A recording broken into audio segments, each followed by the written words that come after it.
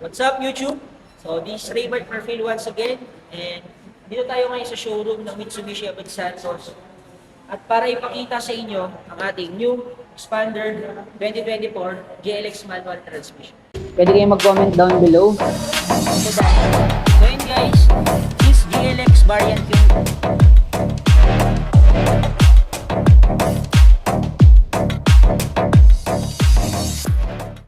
Yun, bago nga pala tayo mag-start sa ating Expander demonstration, kung hindi ka pa nakasubscribe, please like and subscribe. At pag nagkaroon tayo ng 1,000 subscribers, magpaparapol tayo at pwede kayo makatanggap ng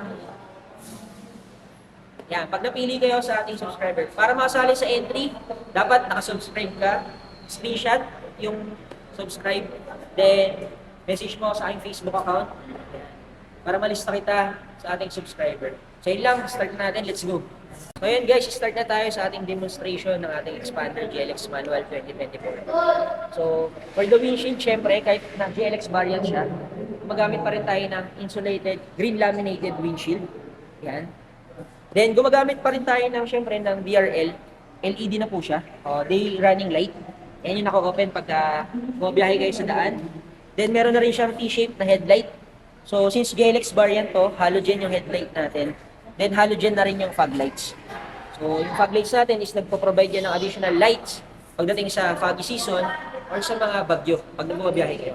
Then ang maganda dito syempre, gumagamit pa rin tayo ng dynamic shield fascia design. So kay Mitsubishi mo lang siya makikita, wala siya sa iba.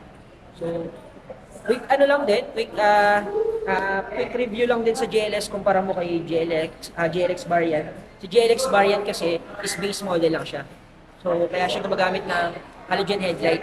Then si GLS variant, LED na yung mga ilaw na ginagamit niya. Para may idea rin kayo kung anong pagkakaiba nila. So, proceed tayo sa engine.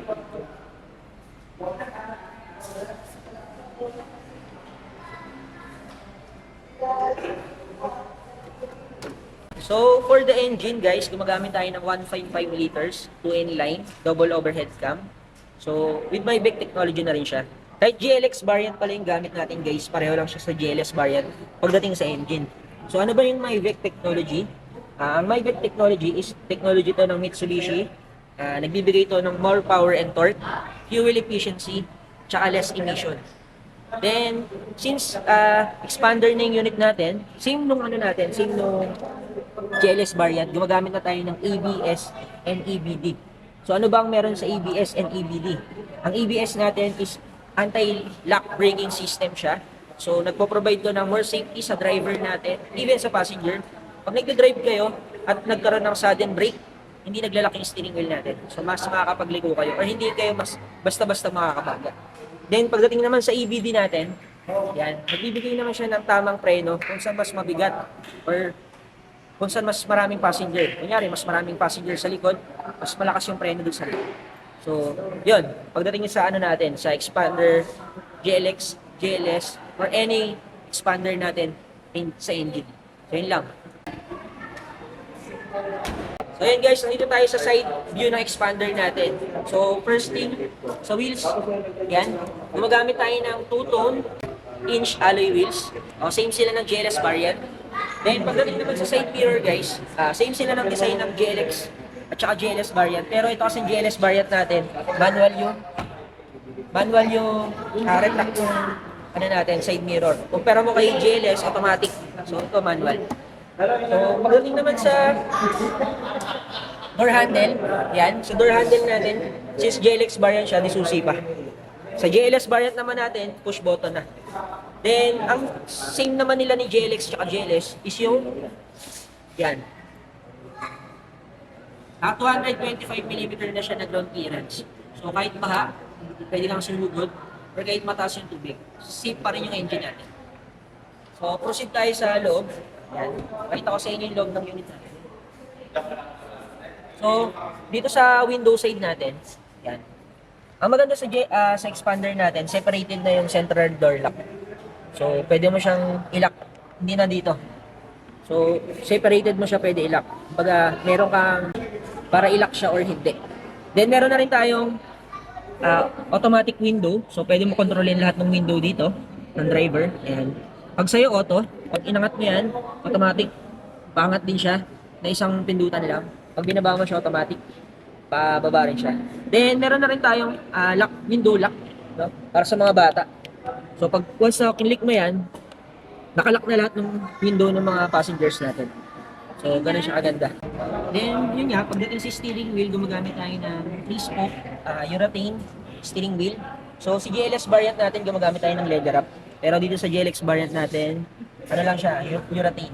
Then, ang kinaganda ng ano natin na steering wheel, meron siyang hands-free mode, guys.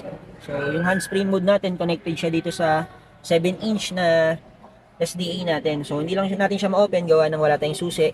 Pero, itong SDA natin, nagbibigay siya ng additional na navigation sa inyo. So, ang purpose ng SDA natin, pwede mo i-connect yung phone mo, iPhone man yan or Android man yan, igamit niya lang ng USB cable. So, pwede mo siyang gamitin as a navigator, Google, pwede ka mag-Google, mag-message. So, sa hands-free mode natin, ito, check nyo guys, yan, meron tayong voice command, yan. Si Siri magagamit mo pag iPhone, si Google naman magagamit mo pag Android.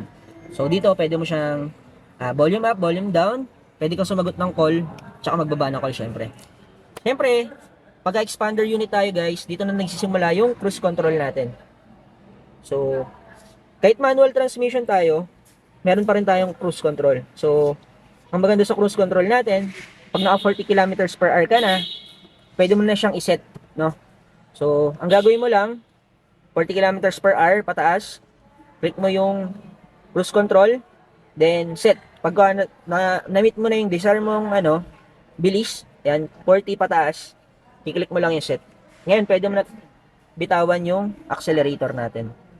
So, ito yung SDA natin. Dito mo isasaksak yung USB cable papunta sa phone. Then, meron na rin tayong e-cigarette. Saksakan to ng dashcam natin. So, manual aircon rin pala tayo guys since GLX variant siya. Hindi yung pagkakaiba niya sa GLS. Si GLS is, digital aircon. So, yun. Dito na yung, hazard. Yan, sa aircon natin. Then, naka 5-speed manual transmission pala tayo guys, no? Yan. So, mapapansin nyo rin guys, sa GLS variant natin is electronic handbrake na siya. Pero itong GLX variant natin is conventional handbrake. So, yun yung mga wala sa GLX kumpara mo sa GLS natin. Pero, kung naghahanap kayo ng affordable na MPV, the best to. Then, pagdating nga pala sa gilid, yan, si GLX variant, wala siyang armrest. Si GLS, may armrest siya dito. So, pero meron siyang additional storage. Yun. So, pwede kang maglagay dito ng mga tissue, yan, mga 1 liter na tubig, pwede dyan, kasya siya. So, medyo malalim siya guys. Yan.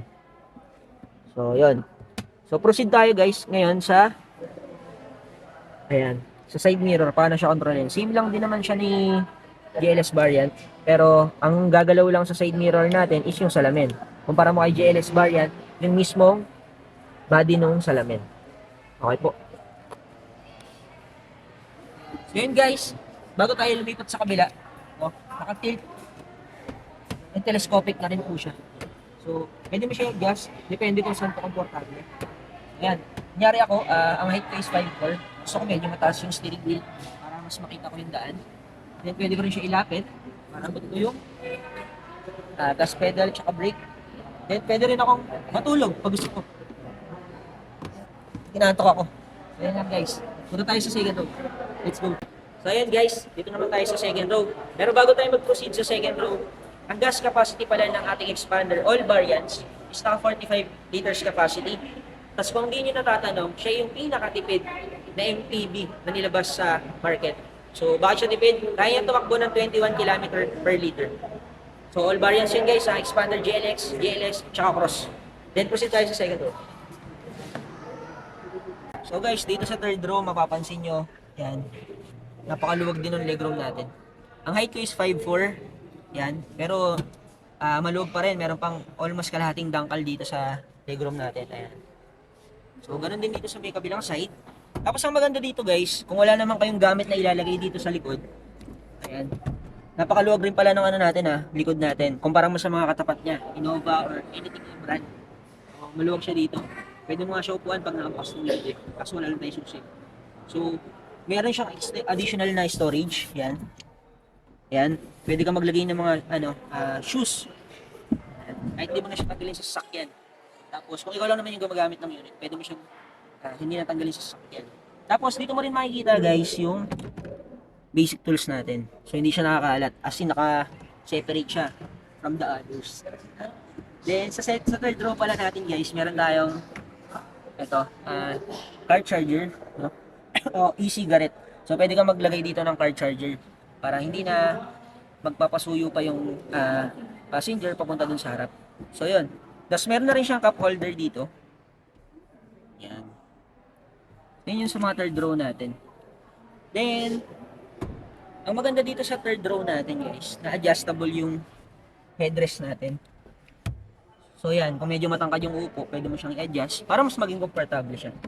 Then, kung gusto mo naman humiga, yun nga, sabi ko kanina, kung wala naman kayong gamit sa likod na ilalagay, pwede mo siyang higa. So yun, nakahiga na pala siya. Yan yung pinakasagad pala yung kanina. Ito yung normal. Ito yung pinakasagad. So medyo relax ka na dito pag nakahiga siya. So yun lang naman, pakita ko sa inyo naman yung rear side natin kung gaano kaganda yung pinakalikod ng expander natin. Tara! Guys, nandito tayo sa rear side na expander natin. So mapapansin nyo, meron tayong fin type antenna. So nagbibigay ng additional signal sa loob. Siyempre meron tayong rear spoiler. Yan. Di mo kailangan bumili, may built-in na tayo. Meron tayong rear defogger. Yan, pag maulan. So makikita mo pa rin yung reverse natin kahit maulan or yung likod natin. Then, ang maganda sa expander natin na bago or 2024 model, shape na yung rear light. Then, meron na rin tayong turn signal light. Ang kinaganda pa dito guys, kahit GLX variant tayo, meron tayong reverse camera. So, naka-built-in na yun sa atin. Then, yun nga, ang maganda naman sa expander natin, siya yung pinaka-futuristic yung design. So, kung may balak kang bumili ng MPV, ito na yung best fit para sa'yo. So, yun guys, ang halaga pala ng ating expander natin na manual transmission at ang ating expander JLX automatic transmission at ang ating expander JLS automatic transmission at ang ating expander cross automatic transmission monotone at ang ating expander cross two-tone sunrise orange at ang ating expander cross two-tone quartz pearl white. So yun guys, yung promo pala na pinakita ko sa inyo is naka-promo siya ngayong December. Kasi December yun na mapapanood. Monthly tayo nagpapalit ng promo. So kung interested ka sa expander promo natin or updated promo natin, message mo ako sa aking Facebook page, sa aking Facebook account. At syempre, pwede kang dumiring contact sa aking mobile number or Viber number. Yun lang guys for today's video. Sana napasaya ko kayo. At sana kung napanood mo tong video na to, mag-subscribe ka para makatulong ka sa pag-grow ng channel natin. At para ma-motivate ako lalo na gumawa pa ng more content or more video. And pwede ka rin mag-comment sa baba kung may mga question ka about sa expander or sa ibang unit ni Mitsubishi. Sasagutin natin yan ng taos sa puso. Once again, this is Raymart Perfil, one of the sales executive dito sa Mitsubishi Abad Santos. At kung naghahanap ka ng reliable agent, no hidden charges, at sure approval, anong pang hinihintay mo? Message mo na ako. Let's go!